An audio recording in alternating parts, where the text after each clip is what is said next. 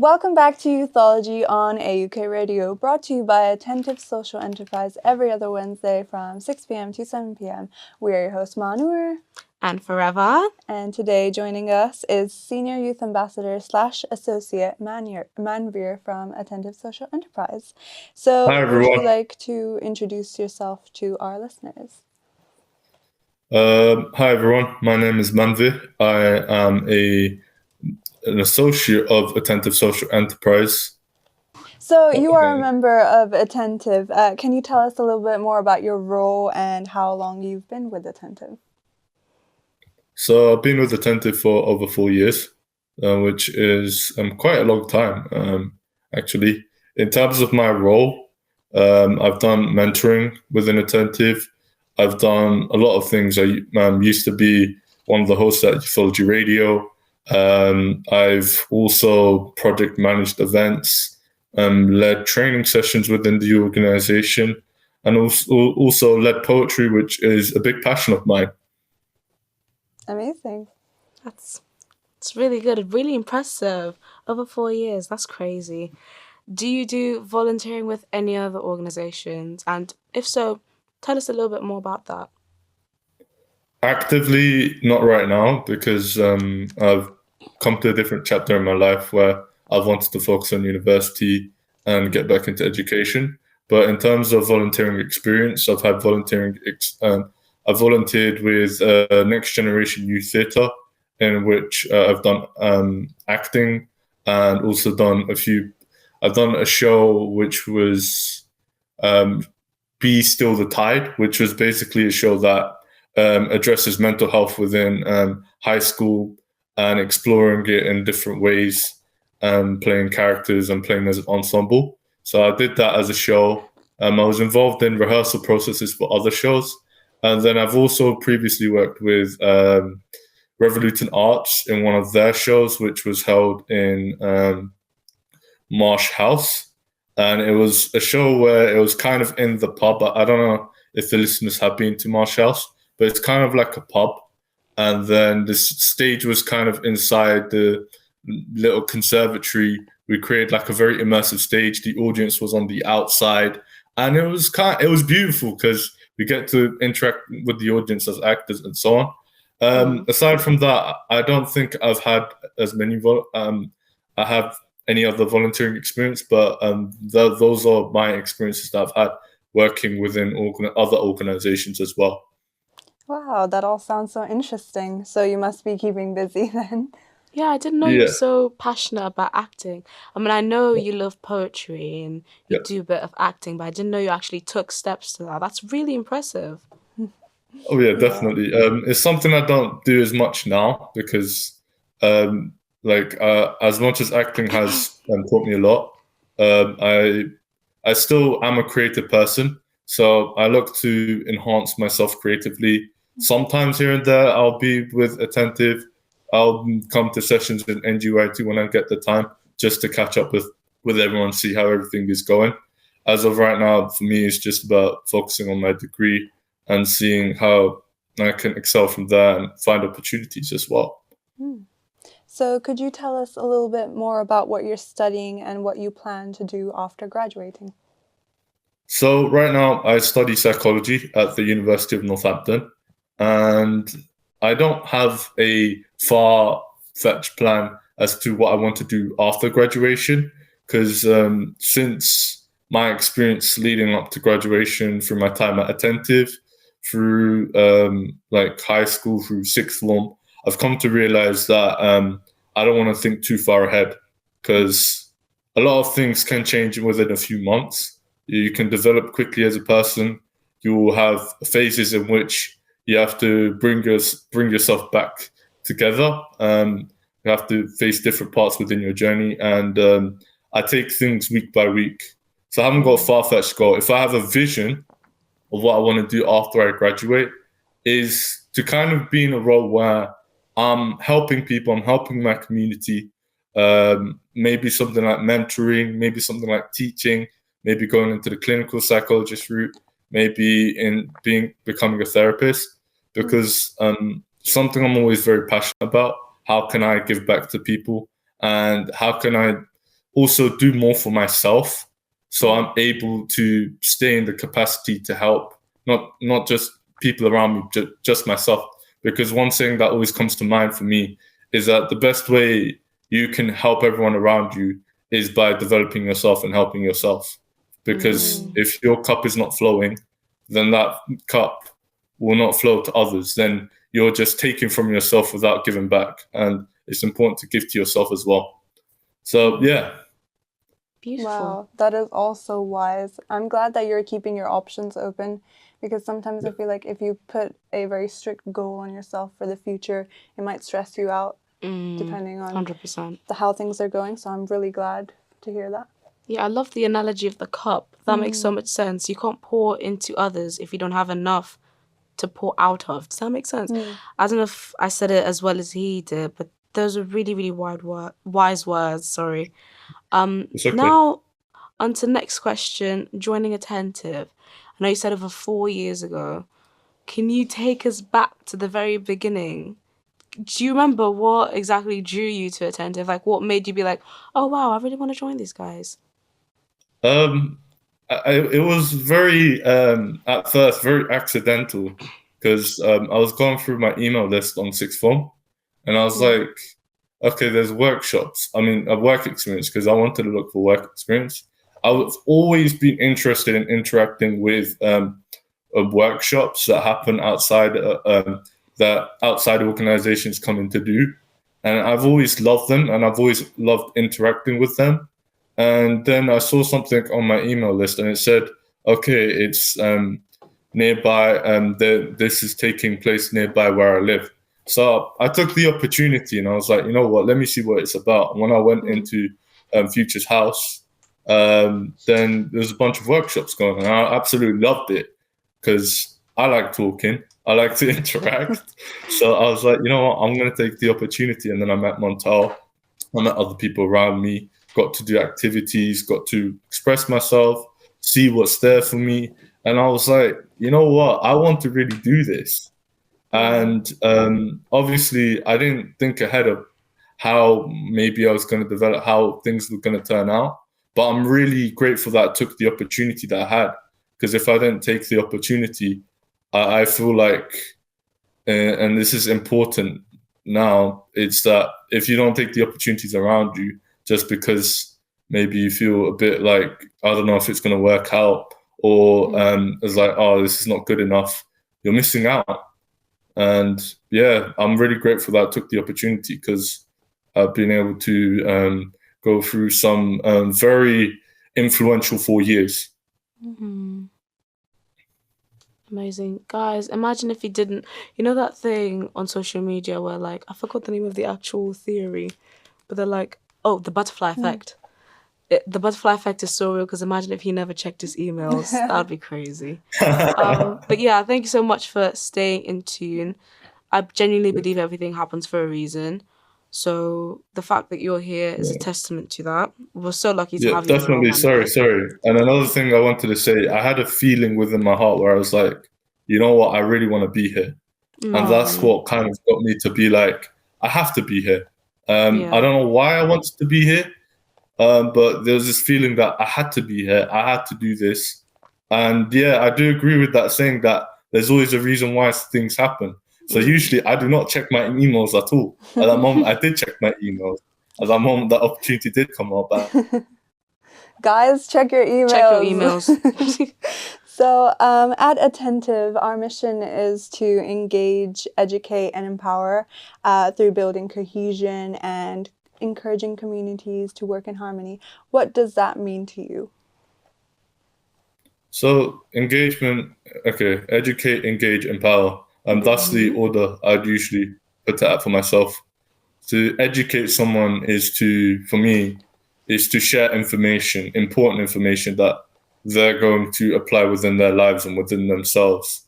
And this education can mean educating them what's happening within their communities, formal education with schools and colleges, and it can mean education within life, educating yourself through experiences. What I found is that through At10ttive, I've been educated with life experiences, and I've been educated as someone that educates by sharing information to other people.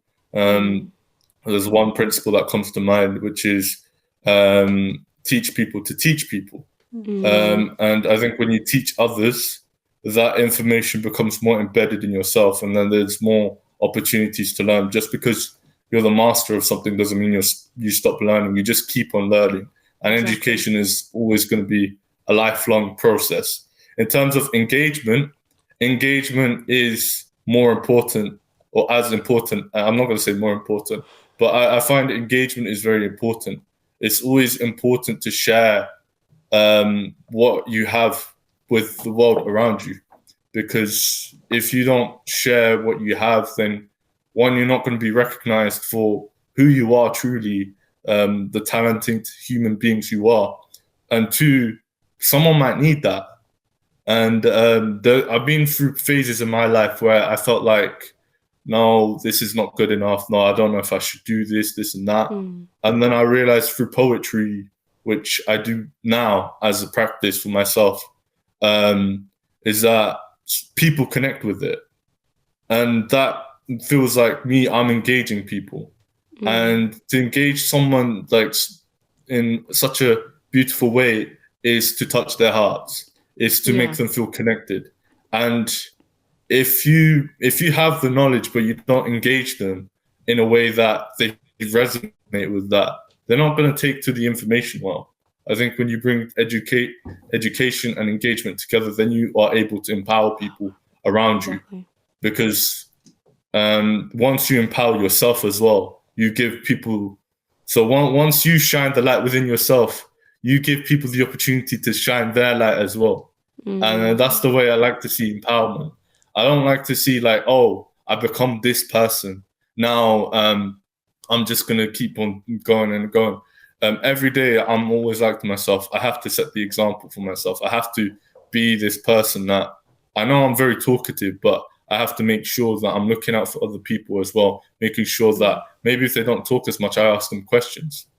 And that's what empowerment's all about. And it's just about allowing people to shine as well. Very beautifully said. Yeah, love all the way you're explaining different concepts. It's really nice. Obviously, you're a very poetic person, so it's almost expected at this point.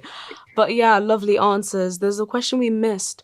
I feel like you kind of explained it when you were saying, well, at the beginning when you were saying you really enjoyed acting, and then you were telling us about some of the I won't say extracurricular, but like more of the voluntary things you've done to involve yourself within the acting space and within the creative space of acting. But I wanted to ask you if you have any other hobbies or interests that kind of align with our ethos, which you've mentioned before, which a massive part of our ethos is to engage, educate, and empower. Do you have any hobbies or interests or something you'd like to explore that links or makes a connection between who you are and our ethos? In terms of other hobbies, I would say I'm very.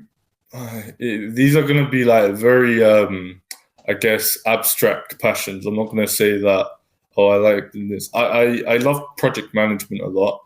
But the aspect of what I loved about it was just the ability to create things. And it probably comes back to creativity. In terms of other things I'm passionate about, I like to be very detailed in doing things. So like if I'm talking about something, I'm expanding upon it. And learning knowledge every day. So one thing that aligned with what we do in At10ttive is reflection. So I like being very reflective. So reflection in the aspect of learning from my experience, always looking to do better, appreciating myself as well, along with thinking about what to do better. Because one thing I've realized is that a lot of time, we as human beings, we give ourselves a hard time about something. But at the same time, we've got to learn to kind of just be like, okay, I know I'm not where I'm at yet, but I'm going to appreciate myself for what I've done so far, because that effort should not go unchecked. So it's always doing something to better myself and better others. And I would say I have a keen passion to try and help others whenever I can, and whilst also liking my own space, being my own person as well. I feel like if I'm giving back to someone or to the world around me, I've done my duty. I've taken the responsibility. I've used my skills in a way that it positively influences others. Some very great passions. Yeah. So moving on more to your rules and your journey with At10ttive, you've been a youth ambassador, a radio host, a mentor, a senior youth ambassador led on poetry, and now you're an associate. What role has been the most difficult to transition into, and how were you able to adapt to it? Actually, Manve, before you answer that, can you please run me through what an associate does? Because I actually haven't heard of that role in That At10ttive is a good before. question. Okay. So in terms of an associate, what I will do is when I get the time, I'll obviously go back to the organization and ask if I can work on anything. Or I will also find time in which, for example, Montel will ask, "Oh, are we available?" And we'll say yes or no. If yes, what time? And we'll also give talks to some of the youth ambassadors coming within the organization. So I think that's a beautiful thing as well. It still means whilst I'm doing other stuff, I can still be a part of the organization as someone. If youth ambassadors want advice, if youth ambassadors want help, or if I want to come back for a bit and work on things within the organization, I can do. The door is still open, and it's important to have that and that lasting relationship. And yeah, that's what pretty much an associate does. They are kind of experienced members within the team who come back when they can to help out and are always open to help out with youth ambassadors or members within the team that might need advice and support. Amazing. I love how flexible At10ttive is. I feel like that's something I have to shout out. So the fact that you're obviously in university studying psychology at the University of Northampton. Congrats on that, by the way. I feel like I haven't mentioned that before, but congratulations on that. You still get to make an impact. You still get to be a part of this. I think that's a really, really beautiful thing because a lot of social enterprises and organizations don't give you that flexibility. But well done for you, because most times, even when people have that flexibility, they don't take it because they're like, oh, why should I care? I'm moving on with my life. But you still dedicate time to be a part of the community and help people and be a mentor. I know you won an award from the AGM for Best Mentor. Very well deserved. I have to say that as well. Thank you. But I think it's great how you still have this passion to help people and to show up for people. So yeah, well done you, Manville. Thank you. I think I'm just going to answer the other question, which was what has been the hardest transition. And shall I be honest with you guys? Out of all of the roles that are out there, guess which one it is? Hold on, I need to go back and see because you've done a lot of stuff. I feel like it would be more of an initial one. I feel like he wants to say something like associate because it's a big, like, fancy word. Shall I say it? I'll just say it. Ambassador. Yeah. Shall I just say it? It's being a youth ambassador. I said it. I knew it. Exactly. Yeah. No, I'll tell you why. And I'm not saying, being a youth ambassador is hard. But if you're telling me the hardest transition, it was being a youth ambassador. And because every other part, there were challenging moments, but the support and the mentorship I received around me never made me feel overwhelmed about that. And that was the best part about it. The reason why I say being a youth ambassador, even though it was not really hard at all, it was me getting used to doing things kind of like the At10ttive way. Like, for example, when I initially came into the organization, there are a lot of things that I kind of was, I'm not saying like I was very raw, I was very talkative. I didn't have as much awareness of things around me. I didn't like being criticized at all. Now I'm a bit more open to criticism. I know how to address things and how to communicate more efficiently. Yeah. So I was getting used to things doing it in the At10ttive way. And the ways in which I got to do that is by the mentorship of obviously Adil, who helped me a lot, and Montel.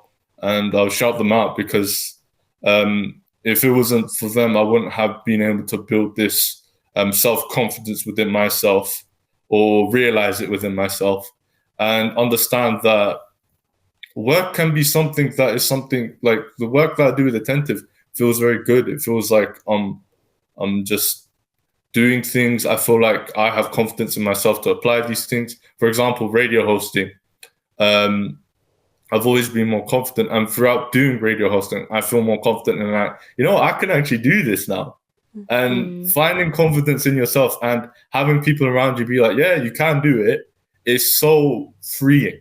So when I transitioned to becoming a mentor, mentoring was good. I didn't feel challenges, probably because I was very passionate about being a mentor, talking with people, seeing where I can help, allowing people to talk themselves. Maybe, I mean, I do most of the talking, but obviously I want other people to interact as well, so I can help out and listen to see if there's anything I can work with.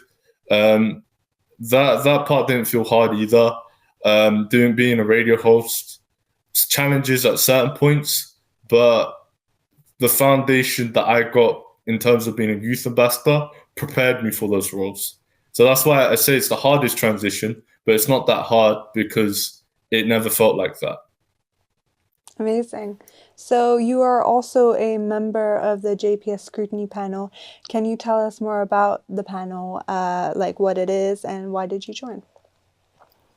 So the JPS scrutiny panel is an independent scrutiny panel that runs between the three counties of Bedfordshire, Cambridgeshire, and Hertfordshire. So within this scrutiny panel, it involves police officers, police personnel, and public members. In terms of the the reason why we have public members is to make sure that the panel has a very inclusive way of dealing with the situations that we have. So that will be from very diverse communities, from all three of the counties, from different ages, and obviously from different cultures and ethnicities. Because we know that when we talk about policing, a lot of people from different ethnicities particularly don't really trust police that much. And I'm not saying that's all of them, but that's what I've uncovered from my experience. And what we do within this scrutiny panel is that we view body-worn videos of police officers kind of conducting what they're doing. So that might be a stop and search. That might be, I'm not going to go into too much detail, but we'll watch videos and afterwards the panel collectively will come up with a decision whether what the police officer did was proportionate or whether they may have used too much of an extreme force, how they communicated, and so on. And then the panel will collectively come to a decision as to whether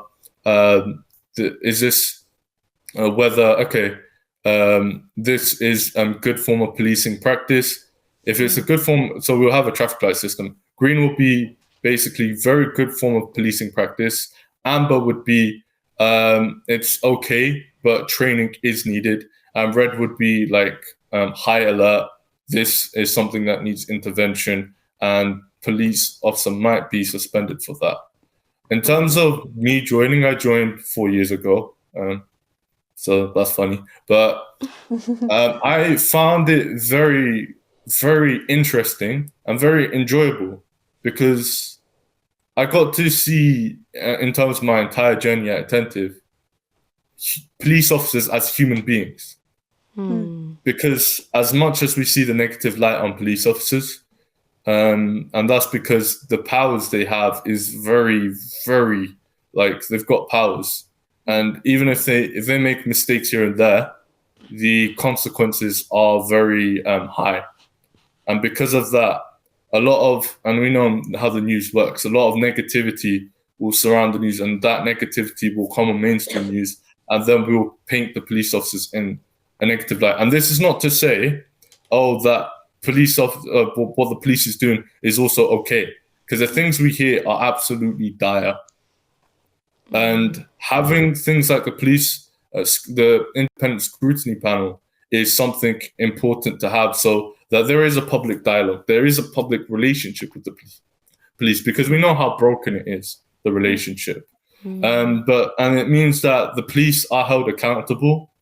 Good policing practices are recognized, and bad policing practices are scrutinized, and it's important to do both. If we just keep if we don't recognize the good work, then the good work of police officers, they will feel undermined. And if we don't tackle the bad work of police officers, then we will still have people in those uniforms that are committing crimes, because that is a crime. If you're not doing your job the right way, especially being a public servant, I see that as a crime. Yeah. I feel like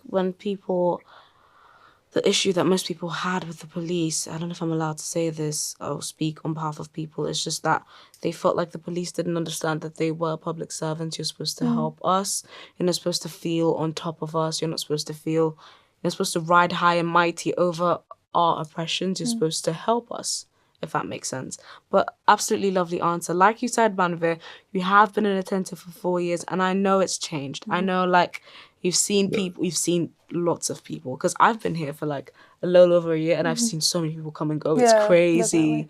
It's crazy. But I wouldn't say attentive, it's hard. I just think people are just not committed and driven enough to actually put in the work. But you've been here for 4 years and counting. I know this is going to be a bit of a dig, but do you, by any chance, have a most memorable moment, if we can even say that? So in terms of memorable moments, I'll say I've had memorable moments. And if I was to talk about all of them, this podcast or radio show will probably run for 2 hours. So I'm not going to go through that. In terms of something that was, I guess, recent, actually, I'm going to talk about a few from the past as well. The I Am Unique event, in which I performed poetry for the first time. And I also saw Manor perform poetry as well. And I remember that. And I don't know was that your first time, Manor? Yeah, that was my first time. It was your first time as well. Yeah. I really liked it. I don't remember the words now, but I was just I don't either. It's okay. yeah. I don't remember what I performed, but it was very beautiful. And the events that kept on going until then and then. I remember Sarah asked me a question. It was like, Manvi, what is your favorite event? And I was like, they keep getting better and better. That was my answer. And it's not to say that the previous event was not good. It was brilliant as well. But we always kept adding things. We were going to reflect. Okay, what do we need in the next event? How are we going to go about doing this and that? And yeah, in terms of my recently memorable moment, it was probably the AGM on the 7th of October, where I was, I project planned that, with the guidance of Montel, obviously going through things, how we're going to do it and everything else. The memorable part for me, obviously, I've got award. No, it wasn't getting the award.